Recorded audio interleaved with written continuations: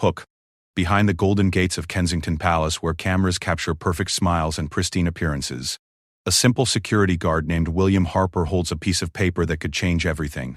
What he read on that crumpled note twice made his hand shake, not from the cold London morning, but from the weight of a secret that explains why the Princess of Wales has been struggling in ways no one could imagine. Sometimes the most important truths come from the most unexpected places, and sometimes a guard who everyone overlooks becomes the keeper of the most precious knowledge of all.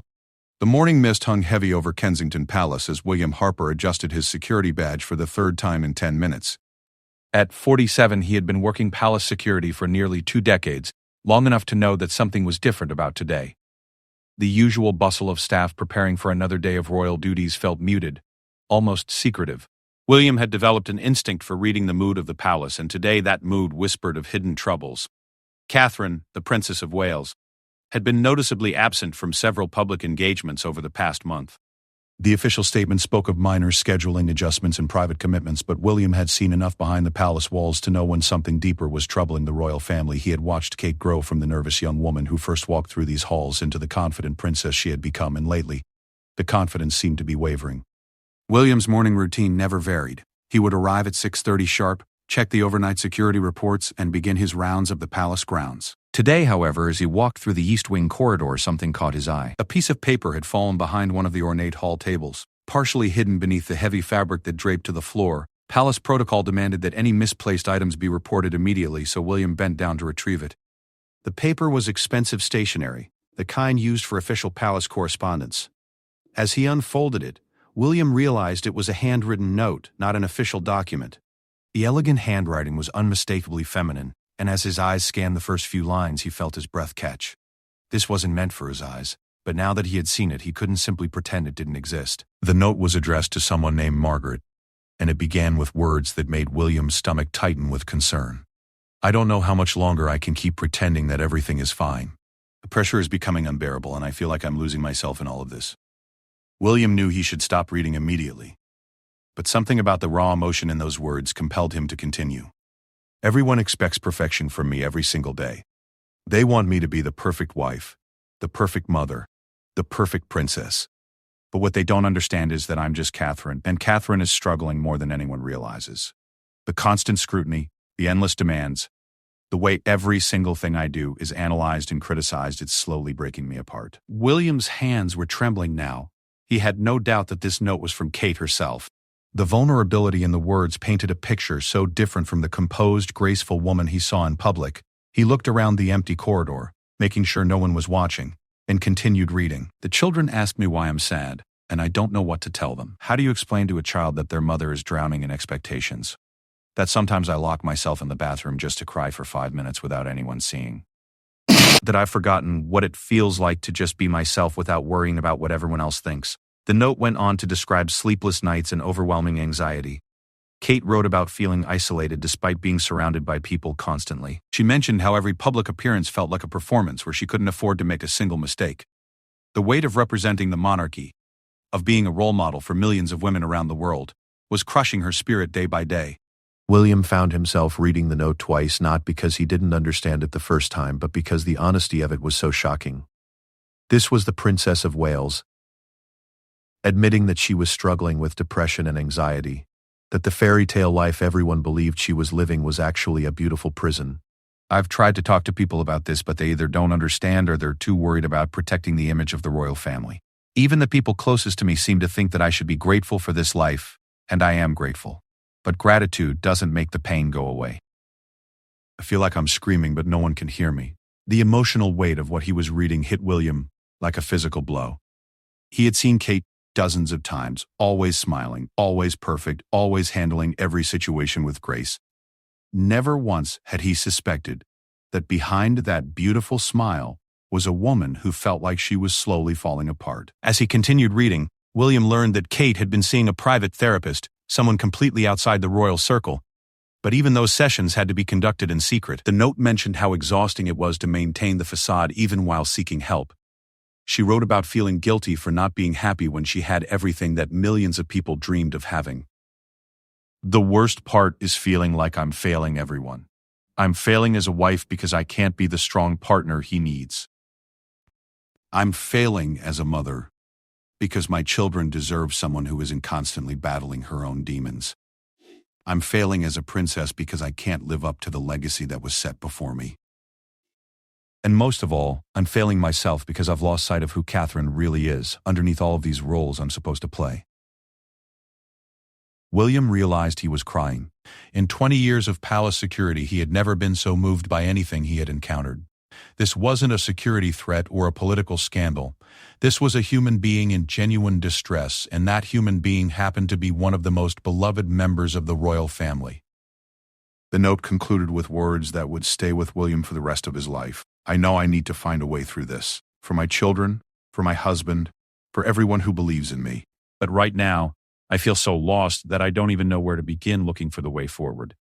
I just need someone to understand that being a princess doesn't make you immune to being human.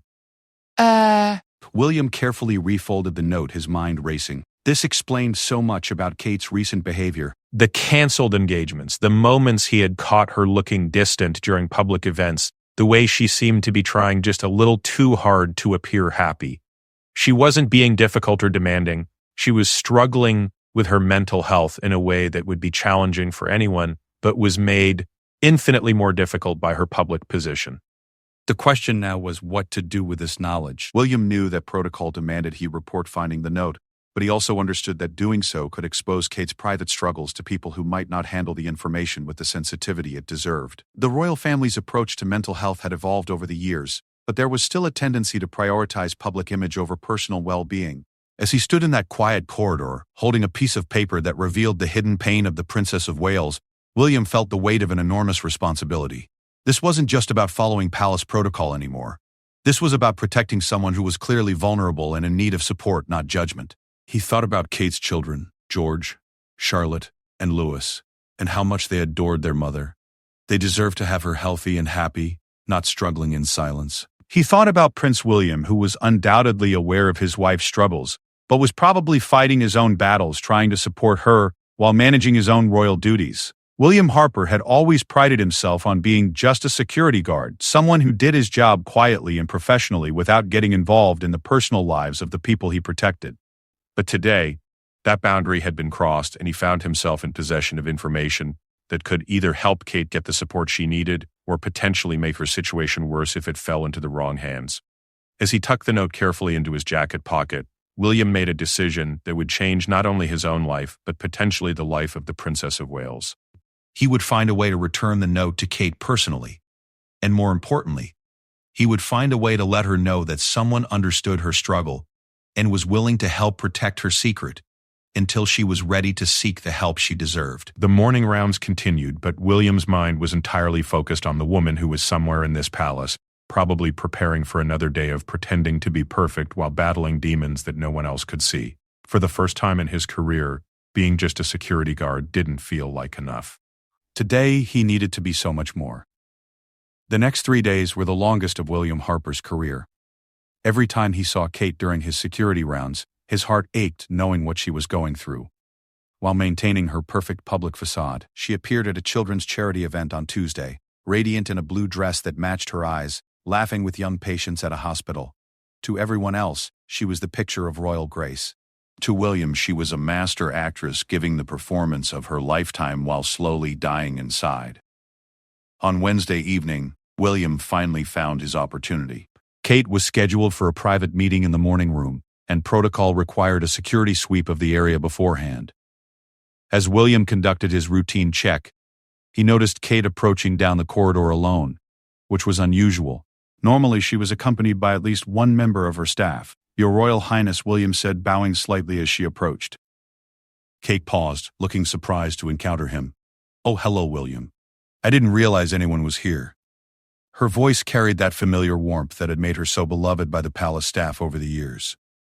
But now William could hear something else underneath it, a tiredness that spoke of sleepless nights and emotional exhaustion. "I was just finishing the security check for your meeting, ma'am, but, if I may, there's something I need to return to you." William's heart was pounding as he reached into his jacket pocket. "I believe this belongs to you." Kate's face went completely white as she recognized the expensive stationery. Her hand flew to her mouth, and for a moment William thought she might faint. "Where did you find this?" she whispered, her eyes darting around to make sure they were alone. It had fallen behind the hall table in the east wing, ma'am. I found it during my morning rounds 3 days ago. William kept his voice gentle but steady. I want you to know that I haven't shared this with anyone, and I won't. But I also want you to know that after reading it, I understand why you've been struggling. Kate took the note with shaking hands, her carefully composed expression crumbling. You read it? The vulnerability in her voice was heartbreaking. I read it twice, ma'am. And if I may say so, what you wrote took tremendous courage. Admitting that you're struggling doesn't make you weak, it makes you human. William had rehearsed these words countless times over the past 3 days, but now they felt inadequate for the magnitude of what Kate was dealing with. Tears welled up in Kate's eyes, and she struggled to maintain her composure. I can't believe I was so careless. If this had been found by the wrong person, if it had ended up in the media, she trailed off, the implications too frightening to voice. But it didn't, ma'am. It found its way to someone who understands that your well-being is more important than protecting an image.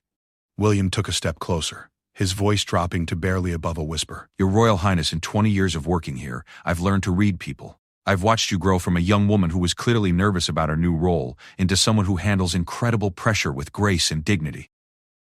But I've also seen how much that pressure has been costing you. Kate wiped away a tear that had escaped despite her efforts. I don't know what to do, William. I feel like I'm drowning, but I can't let anyone see it.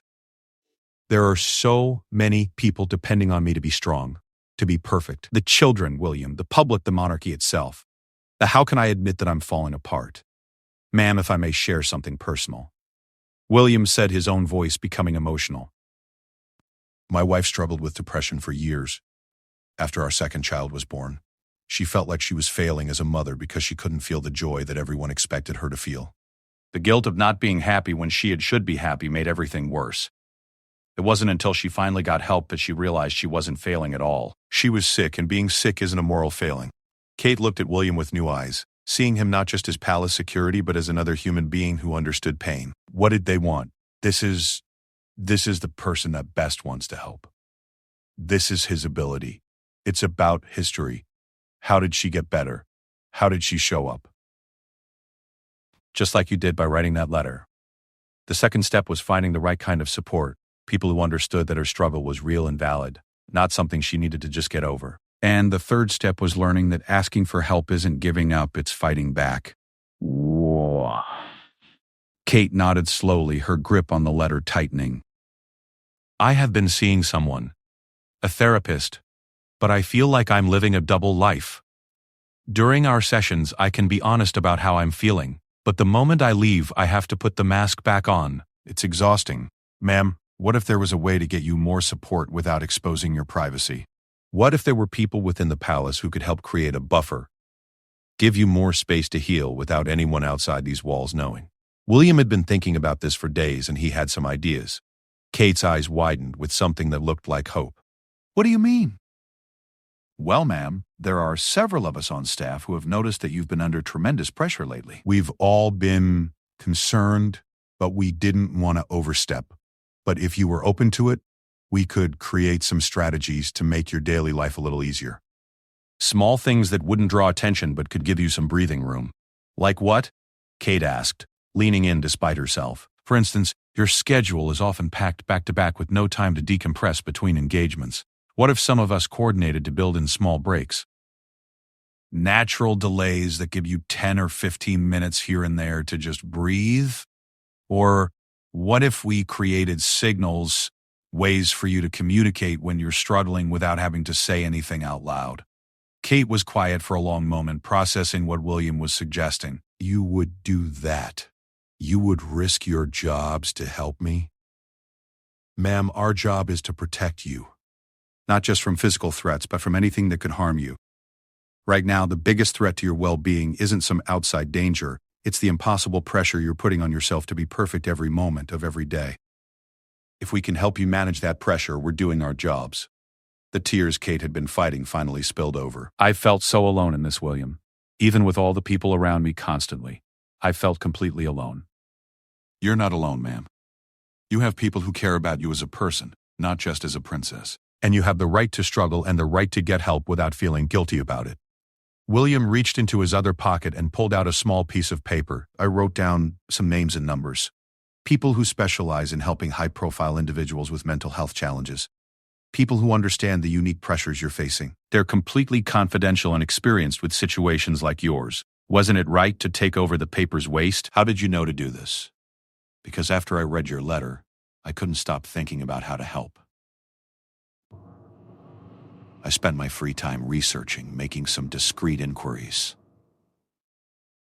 Ma'am, what you're going through is more common than you think, especially among people in high-pressure public roles. There are resources specifically designed for people in your situation.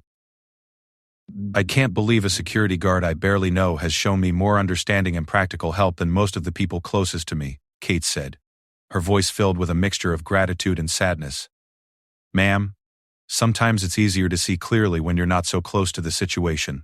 The people who love you are probably struggling too, trying to figure out how to help without making things worse. But from where I stand, I can see that you're an extraordinary person dealing with extraordinary circumstances, and it's completely natural that those circumstances would sometimes feel overwhelming. Kate folded both pieces of paper carefully and tucked them into her purse. William, I need to ask you something, and I need you to be completely honest with me. Do you think less of me now? Do you think I'm weak or ungrateful? Ma'am, I think you're one of the strongest people I've ever encountered. The fact that you're going through this much pain and still showing up every day, still being kind to people, still caring about your duties and your family, that's not weakness. That's incredible strength. And the fact that you're self-aware enough to recognize that you need help, that's wisdom. Kate smiled through her tears, the first genuine smile William had seen from her in weeks. Thank you, William. I don't think you realize what you've done for me today. For the first time in months, I feel like maybe there's a way forward. There is a way forward, ma'am. It might not be easy and it might take time, but you don't have to find it alone. William glanced at his watch, knowing that Kate's meeting was scheduled to begin soon. Your Royal Highness, I should mention that a few other staff members have noticed changes in your demeanor lately. Not because you're doing anything wrong, but because they care about you. If you're open to it, I could discreetly let them know that you're going through a difficult time and could use some extra support. Kate considered this carefully. Who are we talking about? Your dresser, Susan, has mentioned to me that she's worried about you. Your private secretary has been asking if everything is all right. Even some of the kitchen staff have noticed that you're not eating as much as usual. These are people who have worked with you for years and genuinely care about your well-being. I had no idea I was being so transparent, Kate said, looking slightly embarrassed. You're not transparent, ma'am. You're human. And the people who work with you every day have learned to read the subtle signs because they care about you as a person.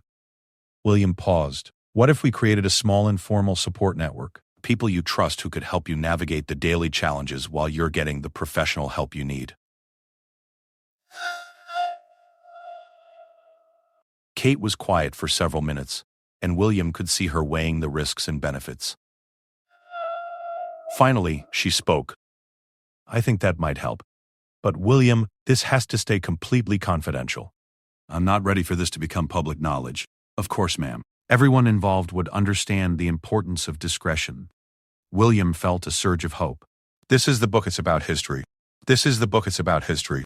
This is the book, it's about history. This is the book, it's about history. This is the book, it's about history. This is the book, it's about history. This is the book, it's about history. This is the book, it's about history. This is the book, it's about history. I want to thank you for treating this like it matters, for not telling me to just be grateful for what I have, or to think positive thoughts. You treated my struggle as real and valid, and that means everything to me. Your struggle is real and valid, ma'am, and so is your right to get help and feel better. William bowed slightly. Now, shall I escort you to your meeting? As they walked toward the morning room, William felt like the weight of the world had lifted from his shoulders. The note that had burdened him for 3 days had become the key to opening a door that could lead Kate toward healing. And the first time since finding that piece of paper, William felt like he had done exactly the right thing. 6 months later, William Harper stood in the same corridor where he had found Kate's letter, but everything had changed. The atmosphere in the palace felt different, lighter somehow. The Princess of Wales had just completed a successful tour of Scotland, and the genuine joy in her smile during the public appearances had been unmistakable. More importantly to William, The private moments he glimpsed showed a woman who had found her way back to herself. The transformation hadn't been immediate or easy. In the weeks following their conversation, Kate had quietly assembled what she came to call her inner circle, a small group of trusted palace staff who knew about her struggles and had committed to providing discreet support. Susan, her dresser, had become particularly protective, ensuring that Kate had moments of privacy to decompress. Her private secretary had learned to build buffer time into schedules, and the kitchen staff had worked with Kate's therapist to understand how nutrition could support her mental health recovery.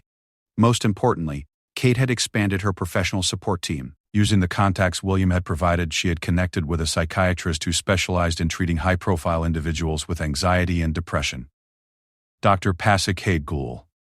This is the book is set up. Sarah Mitchell had become not just Kate's doctor but her advocate, helping her understand that mental health struggles were medical conditions that deserved the same attention and treatment as any physical illness. William's role had evolved too. While he remained a security guard officially, Kate had asked him to serve as an informal coordinator for her support network. He had become the person who could read the signs when she was having a difficult day and quietly signal to others that she might need extra space or support. It was a responsibility he took seriously, checking in with Kate regularly and ensuring that the strategies they had developed continued to serve her needs. The changes extended beyond Kate herself. Prince William had initially been skeptical of involving palace staff in such a personal matter, but he had gradually come to see how much the support network was helping his wife. He had even started participating in some of Kate's therapy sessions, learning how to better support her without feeling like he had to fix everything himself. The children, too, had benefited from their mother's healing journey. Kate had worked with Dr.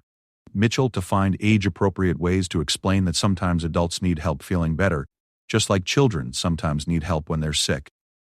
George, Charlotte, and Louis had become more open about their own feelings, and the family had developed new traditions around emotional wellness. On this particular morning, William was conducting his routine rounds when he encountered Kate in the garden. She was sitting on a bench reading a book, something he rarely saw her do during palace hours 6 months ago. She looked up as he approached and smiled warmly. "Good morning, William. Beautiful day, isn't it?" There was a peace in her voice that had been absent for so long. "It certainly is, ma'am. How are you feeling today?" This had become their standard greeting, a simple check-in that allowed Kate to communicate her emotional state without having to elaborate unless she wanted to. "I'm having a good day today." "Actually, I'm having a lot more good days than bad days lately." Kate closed her book and looked at William with genuine gratitude. "I was just thinking about how different things are now compared to 6 months ago." William sat down on the bench beside her, something that would have been unthinkable under normal protocol but had become natural within their new dynamic. "What's different for you now, ma'am?" "Everything and nothing, if that makes sense. My responsibilities haven't changed, the pressure is still there, but I have tools now to manage it. I understand that feeling overwhelmed doesn't mean I'm failing." Kate paused, choosing her words carefully. "I also understand that I don't have to be perfect to be good at my job or to be a good mother and wife." "That's a significant shift in thinking, ma'am." It is. And it started with you reading that letter twice and deciding to help rather than report. Kate smiled. "Dr. Mitchell says that sometimes healing begins with one person seeing us clearly and responding with compassion instead of judgment. That's what you did for me." William felt a warmth spread through his chest. "Ma'am, I'm just glad that I was in the right place at the right time." "It wasn't just being in the right place, William. Lots of people could have found that letter. The difference is what you chose to do about it." Kate turned to face him more directly. "You saw a human being in pain, and you responded as a human being who cared. That choice changed my life. How are things with your family, ma'am? Has it been easier to talk to them about what you're going through?" Kate's expression became more complex. "It's been a process." William was initially worried about bringing more people into something so personal, but he's seen how much the support has helped. He's actually started seeing Dr. Mitchell himself just to understand better how to support someone with mental health challenges. And the children? They're remarkable, William. Children are so much more resilient and understanding than we give them credit for. George asked me once why I see Dr. Mitchell, and I explained that sometimes adults need help learning how to handle big feelings, just like children sometimes need help learning how to tie their shoes. He nodded and said, "Oh, like when I needed help learning to ride my bike." It was that simple for him. William chuckled. Children have a way of putting things in perspective. They do. And they've actually helped me realize that asking for help isn't something to be ashamed of. It's just part of learning and growing. Kate looked out across the garden. I've been thinking about finding a way to share some of what I've learned, but in a way that could help other people without necessarily revealing everything about my personal experience. What kind of way? Well, there are so many people who struggle with mental health challenges but don't seek help because of stigma or because they don't know where to find support. Especially people in high-pressure careers or public positions. Maybe there's a way to advocate for mental health awareness that could help others, without having to share my specific story. William nodded thoughtfully. That sounds like it could be really meaningful work, ma'am. I think so too. Dr. Mitchell has connected me with some organizations that work specifically with people in leadership positions who struggle with anxiety and depression. There's so much shame around mental health in high-profile careers, and that shame keeps people from getting the help they need. Has your perspective on your royal role changed at all through this experience? Kate considered this carefully. In some ways, yes. I used to think that being a good princess meant being perfect all the time. Now I understand that being a good princess means being authentic and using my platform to help people in whatever way I can. If my struggle with mental health can somehow help other people feel less alone in their struggles, then maybe it serves a purpose. That's a beautiful way to think about it, ma'am. I've also learned that the monarchy is stronger when its members are healthy human beings rather than perfect symbols. People connect with authenticity, not perfection. Kate smiled, although I'm not planning to share my personal struggles publicly anytime soon. Of course not, ma'am. But the work you're considering could still be powerful without being personal. Exactly. Kate looked at her watch. I should head in soon. I have a call with one of those mental health organizations this afternoon to discuss some potential collaboration. As they stood up from the bench, Kate turned to William with a serious expression. William, I need you to know something. 6 months ago, I was in a very dark place. I was starting to have thoughts that scared me, thoughts about whether everyone would be better off without me. Finding that letter and having you respond the way you did probably saved my life. William felt his breath catch. He had suspected that Kate's struggles had been severe, but hearing her say this directly was overwhelming. Ma'am, I'm so glad that you're here and that you're healing. I am healing, and it's ongoing work, but I'm committed to it now. And I want you to know that your kindness didn't just help me. It helped my children keep their mother, and it helped my husband keep his wife. The ripple effects of what you did that day extend far beyond just me. William wiped away a tear that had formed in his eye. Thank you for trusting me with this, ma'am. It's been an honor to be part of your support system. William, you didn't just become part of my support system, you created it. You showed me that I didn't have to face this alone, and that changed everything. Kate extended her hand to shake his. I know this isn't typical protocol, but I wanted to formally thank you for your service, not just as a security guard, but as a human being who saw another human being in need and chose to help. As William shook Kate's hand, he reflected on how much his understanding of his job had expanded. He had always thought of security as protecting people from external threats, but now he understood that sometimes the most important protection was helping people protect themselves from their own pain and isolation. Ma'am, if I may say so, watching you heal and grow stronger has been one of the most inspiring experiences of my career. You've shown incredible courage in facing your struggles and getting help. And you've shown incredible wisdom in knowing how to respond with compassion when someone was in crisis. That's not something that can be trained, that comes from character. Kate smiled. I should mention that I've spoken with Palace administration about recognizing your service. Nothing that would compromise the confidentiality of what we've shared, but acknowledgement that you've gone above and beyond in your duties. That's very kind, ma'am, but honestly, being able to help has been reward enough. I know, and that's exactly why you deserve recognition. Kate started walking toward the palace entrance. One more thing, William. The note you found, the one you read twice, I've kept it. Not as a reminder of that dark time, but as a reminder of how far I've come. And as a reminder that sometimes our lowest moments can become the starting point for our greatest growth. As William watched Kate walk back into the palace, her posture confident and her step light, he marveled at the transformation he had witnessed. The broken, desperate woman who had written that letter had evolved into someone who was not only healing herself, but preparing to help others heal as well. That evening, as William finished his shift and headed home to his own family, he thought about the power of small choices. Finding that letter could have been just another routine part of his job if he had simply reported it through official channels. Instead, he had chosen to see the person behind the title, to respond with humanity rather than protocol. And that choice had changed multiple lives. His wife was waiting for him at dinner, and she could see something different in his expression. "Good day at work?" she asked. "A very good day," William replied. "I was just thinking about how sometimes the most important part of our job is the part that doesn't appear in any job description." "What do you mean?" "Sometimes we're called to be more than what we're officially hired to be. Sometimes we're called to just be human beings who care about other human beings." William smiled. "And sometimes that makes all the difference in the world." As the Harper family shared dinner that evening, William felt a deep sense of satisfaction. The crumpled note he had read twice 6 months ago had become the catalyst for healing, growth, and hope.